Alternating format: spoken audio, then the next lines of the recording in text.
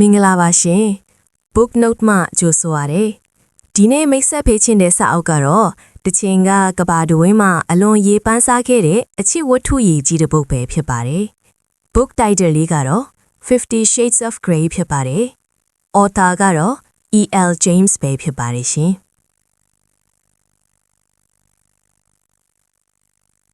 ဒီစာအုပ်ကတော့2011ခုနှစ်မှာစတင်ထွက်ရှိခဲ့ပြီးကဘာတဝင်းမှာစောင်းရီထမ်းပေါင်းများစွာရောင်းချခဲ့ရတဲ့အချစ်ဝတ္ထုဖြစ်ပါတယ်။မူလက Twilight ဝတ္ထုကိုအခြေခံထားတဲ့ fan fiction တစ်ခုဖြစ်စတင်ခဲ့တာဖြစ်ပြီးနောက်ပိုင်းမှာတော့လူကြီးတွေအတွက်အချစ်ဇာတ်လမ်း adult romance အဖြစ်ပြုပြင်ရေးသားခဲ့တာကနေအောင်မြင်မှုအကြီးအကျယ်ရရှိခဲ့ပါတယ်။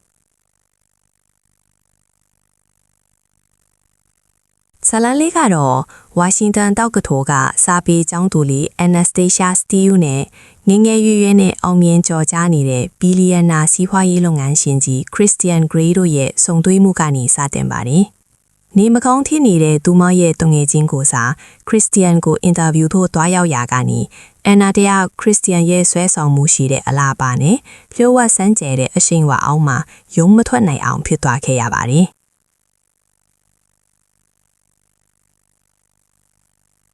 ခရစ်စတီယန်ဟာအယံကိုချောမောကျွယ်ဝဲပေမဲ့သူ့ရဲ့စိတ်အတွင်းပိုင်းမှာတော့နာကျင်စရာကောင်းတဲ့အတိတ်တွေနဲ့ထူးဆန်းတဲ့အချစ်ရေးဝါသနာတွေရှိနေပါတယ်။သူဟာတာမန်အချစ်ရေးထက်စာချုပ်တစ်ခုပေါ်မှာအခြေခံတဲ့ထိန်းချုပ်မှုနဲ့နာကျင်မှုကိုအခြေခံတဲ့ BDSM ဆက်ဆံရေးမျိုးကိုပဲနှစ်သက်သူဖြစ်ပါတယ်။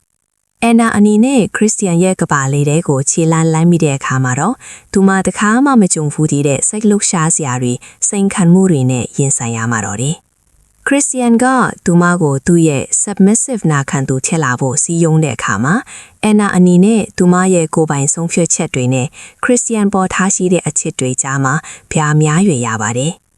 ဒီဇာလန်ဟာချစ်သူနှစ်ယောက်ကြားကနှဆိုင်နဲ့ဆက်သွယ်မှုတဦးကိုတဦးပြောင်းလဲပေးဖို့ကြိုးစားမှုနဲ့လူသားတွေရဲ့လျှို့ဝှက်တဲ့စုံနာတွေအကြောင်းကိုရဲရဲတင်းတင်းရေးဖွဲ့ထားတဲ့ဇာလန်တစ်ပုဒ်ပဲဖြစ်ပါတယ်ရှင်။